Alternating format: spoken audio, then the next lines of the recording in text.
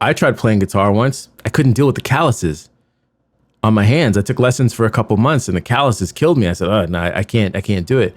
Oh, wow. I never had that breakthrough where I became a real guitar player because I wouldn't go through the pain of building up those calluses. And again, make that connection mentally, emotionally, in your heart and your mind. You have to be willing to build up those calluses, but you got to face situations head on and be persistent and consistent if you're going to, develop that.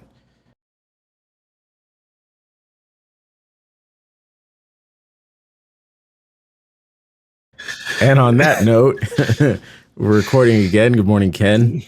Good morning, Fenton. How you doing, brother? I'm well. The heat's on. the light bill's paid. Cell phone works. Internet. Everything. Internet's it's a little shaky today. But a little choppy. We're getting through it. Exactly. We have a week before Christmas. No, is it? No, man. Days. You got like 3-4 days, right? You got Friday, Saturday, Sunday. It's a wrap. Yeah. Then it's Christmas. Happy Hanukkah to the people celebrating Hanukkah right now, by the way. L'chaim. That's like one of the few Japanese. Hebrew. I think you want to go with Hebrew. I don't know what is Hebrew. I understand how Freudian slips work and stuff, but I'm not thinking about anything Japanese, so I don't know where that one came from. But I was saying that's one of the few Hebrew phrases that I know. And I throw that one out there pretty frequently because it's like appropriate. Right. L'chaim means to life. Oh, wow. Didn't know that. It's like, I've heard it, but I didn't know what it meant. Yeah, it's like a cheers kind of thing. Oh, it's pretty cool. Anyway, welcome everyone to Products of Circumstance, the podcast with Ken Skeen and myself, Fenton Joseph. I'm not gonna lie, I forgot to pull up my little intro, so I actually don't remember what he said. Okay, so we discuss mental health and mindset matters through the lens of Black men. We cover topics like family and relationship trauma, relationships with money, self-worth, positive thinking, gratefulness, and so much more. The show is unscripted, unfiltered, and mostly unedited, and we choose our topics randomly. Only Ken knows what we're going to talk about, and he's going to tell us in a second. But first, please like, subscribe, and hit that notification bell. On a somewhat, serious note, it's Christmas time, Hanukkah, the holidays, and not everybody's happy. A lot of people are going through, they got stuff that they're dealing with, loved ones gone and all that type of stuff. People might not have, the gifts that they want. There's just all types of stuff, man, that we just go through as people. And on this show, what we try to do is we try to be uplifting and give people our perspective on personal development and, share some of our stories and the things that we've gone through that can help people. So this is a great time to be sharing stuff like this with people because people need to hear something motivational and that can resonate with them. So now that we've said that, Ken, what are we talking about today? So topic of the day will be not staying stuck.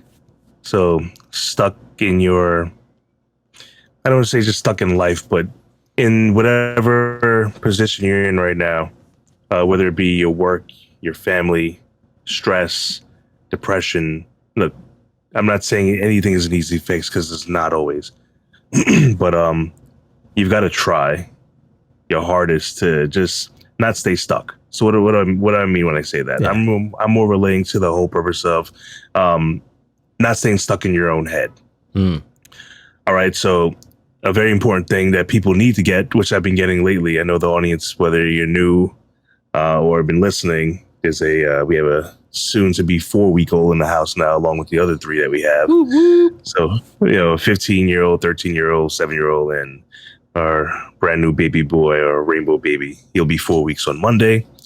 I haven't been getting a lot of sleep, neither has my wife, but I actually got about 6.5 hours in last night. It feels amazing. Congratulations. Why do I bring up sleep? Thank you. Why do I bring up sleep, though?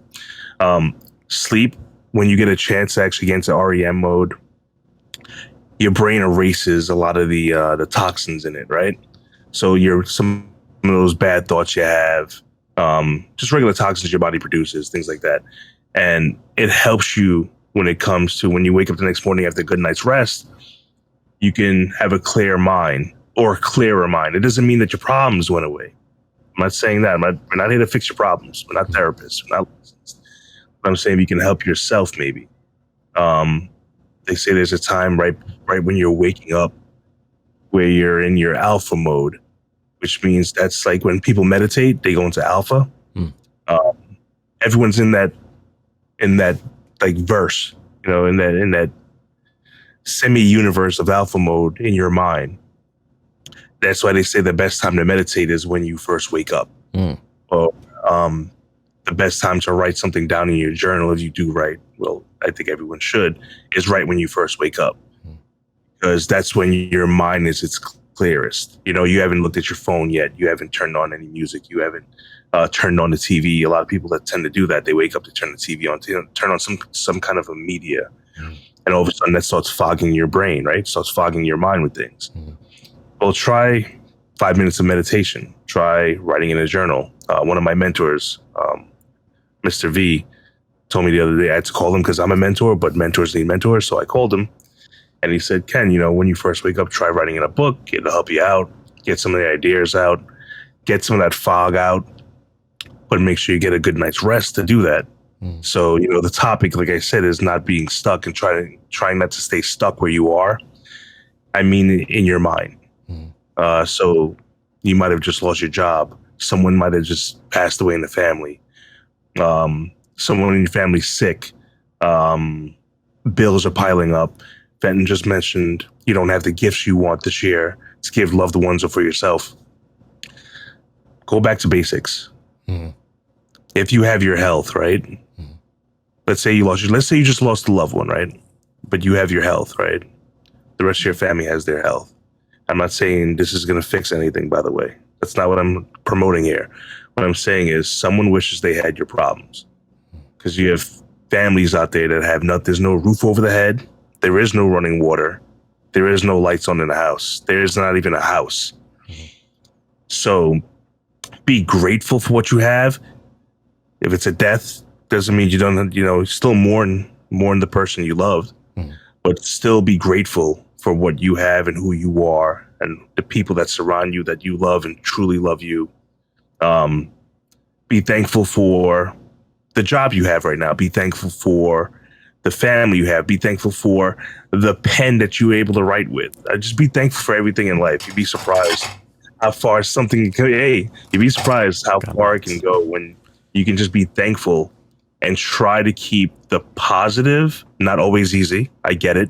Trust me, I'm a human being. I go into my little modes of, we'll talk about it, depression, right? Everyone, people go through little modes of depression or stress, but you have to try to remember, and hopefully you have a circle around you that can nudge you once in a while to remind you to be thankful for what you have and be thankful for who you are.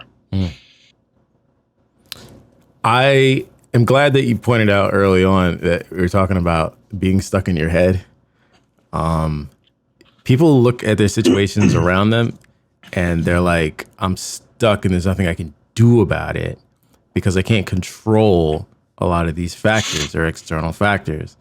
So things like work and family and, health, there are a lot of things that you can't do anything about. Right. And like I have some friends that are dealing with a lot of family issues, right? And it's really rough around this time of year because, they want to see family, but there's some things that need to be addressed before we can all sit at the table and, act like we love each other. And that's pretty hard, when we talk about that situation in their lives. And it's like they're stuck because they can't change their family members and what's going on. But the one thing that I will say is that in their minds, they know we can work on ourselves. We can work on acceptance. We can work on having grace. We can work on forgiving. We can continue to move forward in our minds, even though the situation with our family is not moving forward. And that is, for me, that's like definitely one of the most powerful, revelations that's come into my life, is knowing that even though a situation isn't moving forward, I can still move forward, because life is going to still move forward. The show doesn't, my dad used to say, the show don't stop for one monkey. You gotta, I don't know what monkeys he was talking about, but you got to still wake up every single day. Even unfortunately, like sadly, when somebody, passes on, you still got to wake up the next day, and life goes on without them. And I don't know, it really is all up here, because the mortgage company is still going to hit you up and be like, hey, we want our money. Cell phone payments still due.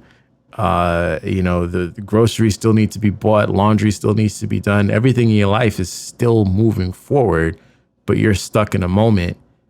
There has to be some type of dislodging yourself from that moment. And I'm sorry, y'all.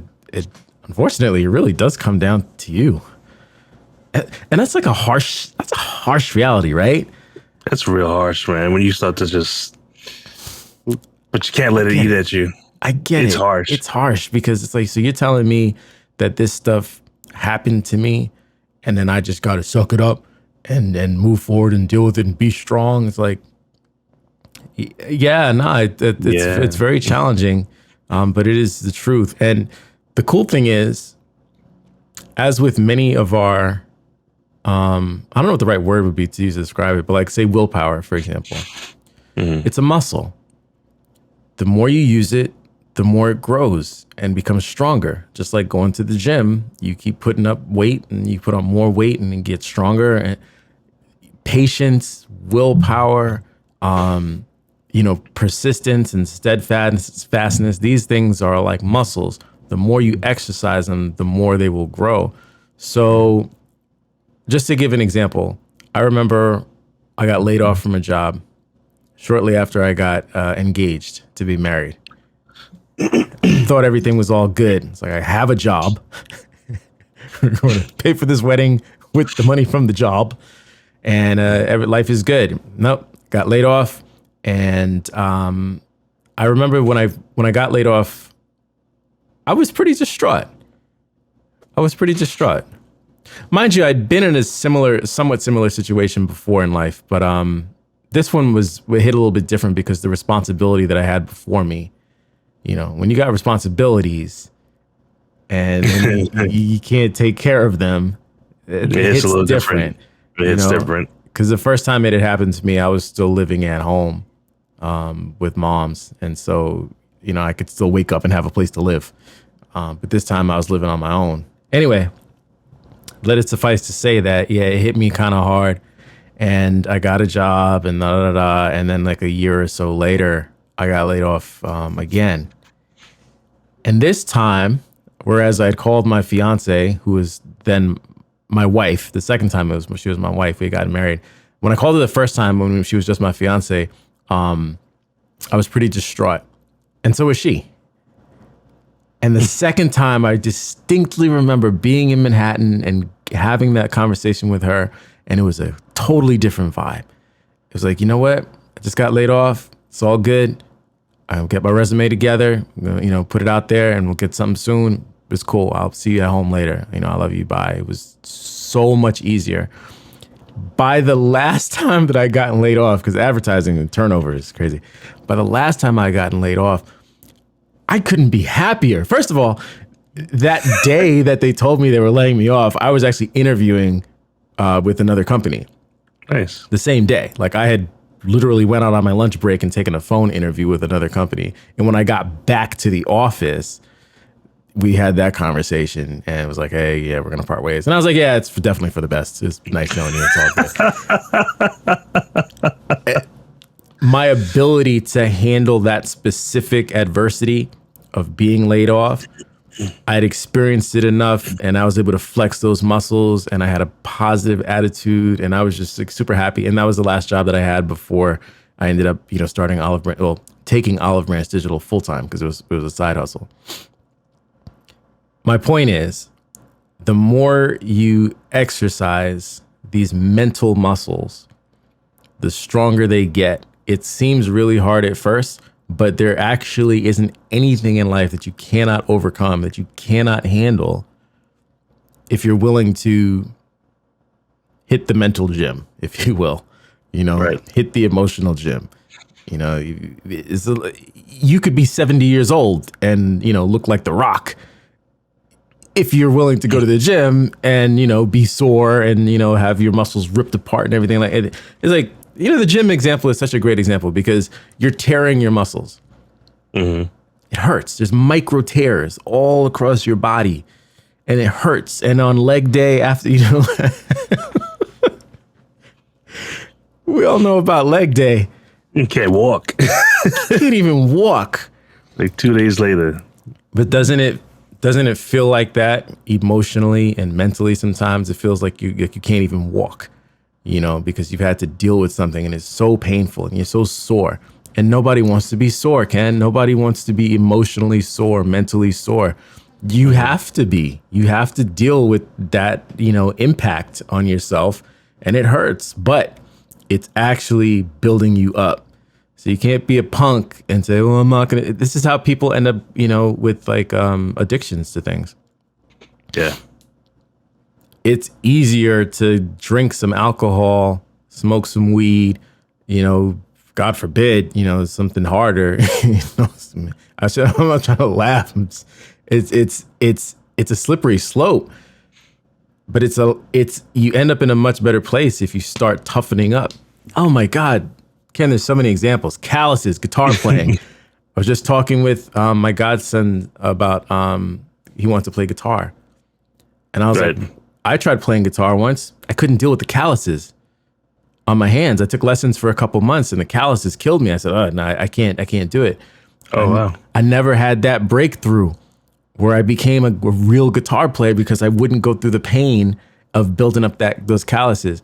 And again, make that connection mentally, emotionally, in your heart and your mind. You have to be willing to build up those calluses, but you got to face situations head on and be persistent and consistent if you're going to, develop that. Mm-hmm. That's crazy. I have a guitar now my wife got me, I think last Christmas. I still got to get lessons, man. I tried tuning it the other day. I'm not trying to go off topic. I tried tuning the guitar, bro. I broke the string. I had to take it in to get fixed. The guy didn't even charge me. I told him what happened. He's like, yeah, I'm not going to charge you, man. He's like, this thing is brand new. I'm like, yeah, it's yeah. I'm looking But you can, no, I'm looking for the zipper. This is my oh man. This is my kid's ukulele. Okay. Okay. And she's, I don't know. I don't play the ukulele, obviously.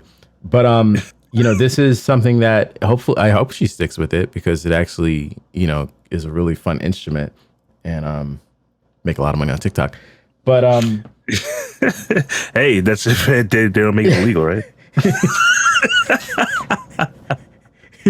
if you can stick it out, then you can get unstuck. That was where I was going with all of it. It's like if you can withstand the pain, then you can grow in your ability to get unstuck and move forward even when the rest of the world stops. Yeah. I was talking to one of my kids the other day, probably last week, and we were just discussing, we were in a car ride and just discussing, I'm going through all this stuff with school and I'm not sure how I'm doing with school and just worried about school. And I was trying to tell them, listen, you've been through harder things, right? You made it through. It's going to be okay. When you're in the middle of the storm, I'm like, look, daddy's been through different storms, being laid off. You're talking about being laid off, 3 times when I was in construction field. I've been laid off a few times in the car business because things are ups and downs. You can get through the storm but even me too. I'm not going to sit in and tell you, oh, I'm strong all the time. No, I have to remind myself to be strong. But when you're in the middle of that storm and you don't think you're going to make it through because you think the boat's going to sink and you're taking on water, all of a sudden you make it, right? Yeah. You made it through again, another storm you got through. All the different storms in your life. The older you get, the more you're going to have. I'm 42 now. Many, many storms. All right, many, many moons, as they say. I sit here and laugh now, but there's some stressful times that you're going to go through. Mm-hmm. And you've made it this far. It means you could still go further. You know, you're being tested, whether it be by your God that you believe in, whether it be by the universe you believe in, by yourself, by society, whatever it may be. You're being tested every moment of every day. But what do they say? You get back on the horse, right? If you fall off the horse, get back up. Well, guess what? Yeah, if you get knocked down, you better get back up, because you can lead into that path, like Fenton was just saying. You may lead into that path of drug addiction or abuse. It can happen quick. You don't want, and that path right there, you know, you want to release those endorphins. You got to try to release them yourself. My wife told me the other day, I was a little down a week ago. It's like, babe, get on the elliptical. Go take a run. Go take a walk. Get your endorphins going. You want to release those into the brain just so you feel, you know, you can feel a little more positive. But try another outlet. You don't want to start going down the path of drug abuse. It's not. I've seen close friends and family go down that path, and it's not pretty.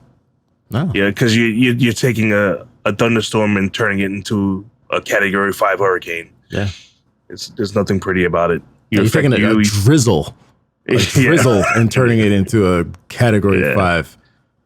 Yeah, you're affecting yourself. You're affecting the loved one, the people you say you love. You're affecting them as well, because they have to watch you go through it. Be careful with that. You know, when we say get unstuck, try positive things. Try positive outlets, exercise and diet and meditation, and, you know, talking positive about yourself and having positive outlooks. It's real. It works. You know, more doors open when you start looking for them. I think we used this analogy on one of the episodes about when you're buying a new car, right? You want that new BMW, let's say. All of a sudden, you see them all over the place. Right. You want that new Cadillac. All of a sudden, you see them everywhere. They're everywhere. Well, if you start talking positive, saying you want that new career, you want that new whatever it may be, you want something new in your life, a new pathway, all of a sudden those doors start opening, those windows start opening, you start seeing more, because you're opening your brain to it. You're opening your mind to it. You're opening your mind to there is more, there is better. So try that out for an exercise instead of going a whole other direction. Yeah. Yeah, that's so true, because you always have a choice to make. You always have a choice. Like, you can choose to, you know, go to the gym and receive the benefits that come with that. Mental, physical benefits, long-lasting benefits that can truly change your life if you just make the choice to do that instead of, I don't know, like reaching for a brownie, you know, or reaching for something else that like is destructive, you know, that's like not going to serve your body. You know, you always have to be thinking about like, how does this thing serve me? You know, and listen, I'm very transparent. I talk about this stuff a lot because I've been in a lot of situations at life where I had to make decisions. And I could say honestly that today I don't always make the best decisions when it comes to like health, right? Like food is something that if you know me, you know that's a struggle for me historically. You know, I love my sweets and stuff like that. And I've been historically an emotional eater. I am not really today. I sometimes make the wrong decisions with like no remorse. But I can say that I'm in a much better place in terms of like my ability to withstand the emotional impulses that I have because I've worked at it. So I won't necessarily like just binge. Like I remember my wife was at work. She drove into the city, and this is when the baby was like still pretty little. So I'm just home with the baby, and my wife had the car, and I had a hankering for some donuts, duck donuts. Specifically duck donuts. All right. Do you know what duck donuts are? No. You don't need to know. It's like, do you know what meth is? No? Good for you. Stay away. Duck donuts are the meth of the donut world. And I ordered duck donuts. I had them delivered. the idea of having donuts delivered to me is just ridiculous. It's like, I can't believe saying it out loud. I can't believe that I did it. I don't have any shame though, so it's all good. Oh my But God. I had a dozen donuts delivered. I remember the guy came up and he dropped them off, and I was like, thank you so much. Anyway, I ate half of them before my wife even got home. I don't even think like there were half left. Obviously, the baby's not eating them, so it was all me. My point is, I could have just, made a salad. I was going through something, man, and I decided I'm gonna appease myself. I'm gonna deal with these emotions in a way that was not helpful and constructive at all. I'm gonna move on because I want to wrap up. There was something that you said. Like, you've been through. Sorry, I gotta go get these donuts. So let's wrap go. You've been through things that were worse, or you've been through things before. Sometimes you're dealing with something and it's the worst thing that you've ever experienced before. But you've also dealt with a lot of things, and I think people are stronger than they believe that they are. We forget a lot of times how much we've been through, how much we've overcome. And it's important to write these things down. We talk about journaling a lot. Write down the things that you've overcome. Write down the things that you thought were going to break you, but they didn't. The things that you thought were going to take you out. Ken, I got some things in my life, man, that I thought were going to take me out of here. I was like, there's no way I'm going to be able to deal with this. Today is my last day. I want to just say thanks everyone for playing. It's been great having you on the show. And I'm still here. Right. And so the way I feel, sometimes it's not everything, because some things are really hard for people, but sometimes it's like, people are drowning in like a bathtub. It's like, stand up. Would you stand up? Yeah. Like, would you just stand up? Okay, the water's not that deep. You're not going to drown. It's like benching with a bar. It's just 45 pounds. Like, you were just doing 225, but today you're struggling with the bar as if you're it's going to crush you. It's like, would you just push the thing up? Right. Just give it a little push. You're so strong. And you're so resilient, and you've got the track record to prove it. All you have to do is look back. We don't like to look back for the wrong reasons. We don't want to look back and stay stuck in the past. It's the whole point of the show. Is we're trying to stay unstuck. We're trying to move forward. But you can look back and see the testimonies of everything that you did do and that you overcame. That's something, like in my church, we talk about the overcoming by the testimony of others. So you can hear what other people, sometimes, you don't have it in you, but if you hear somebody else, Ken, tell me about something that, I know you were in this situation. How'd you get through it? We overcome by the testimony of other people. Sometimes you got to draw that strength from other people, lean on the people that are around you. You and I with the rainbow babies, right? Like, like we can have conversations about stuff like that. It wasn't until I started having conversations with people who had lost babies, and then they had, another one. And man, our child is healthy. She's here. And it's like, it doesn't matter. It never matters. I start to cry every time I think about having lost a baby. I don't know how many years this is going to go on, but it gets me every time. It doesn't stop. You're not into tattoos. But I tattooed mine. That's our Maddox right over there. He's in heaven, or whatever you want to call it. But I understand, brother. And so you go through something like that, and you talk to people, and you're like, wow, other people have gone through that as well. And it gives you strength. It gives you strength to push through when you can talk to people that are dealing with what you're dealing with, or have dealt with what you have dealt with, because sometimes you can't see it. Like I said in the beginning, you're looking around at your situation and you're saying, this is stuck. This isn't going to change. I can't do anything about it. You may be correct in the sense that you can't immediately impact it, but in your mind, you can move forward. You can get unstuck, and eventually the world will catch up. Facts. I like that wrap up. Yeah, man. If I was there, I'd give you a hug. Thanks, bro. I appreciate it. I'd give you a big hug. I appreciate you, man. God bless. And everyone, please share this with somebody that's on their own journey. And we'll see y'all next week. Like, subscribe, share, all that other good stuff. All that. I'm just reading the teleprompter. Man. Just reading the teleprompter. Mine's broken. I love you, bro. Love you too, man. All right. Peace. Peace.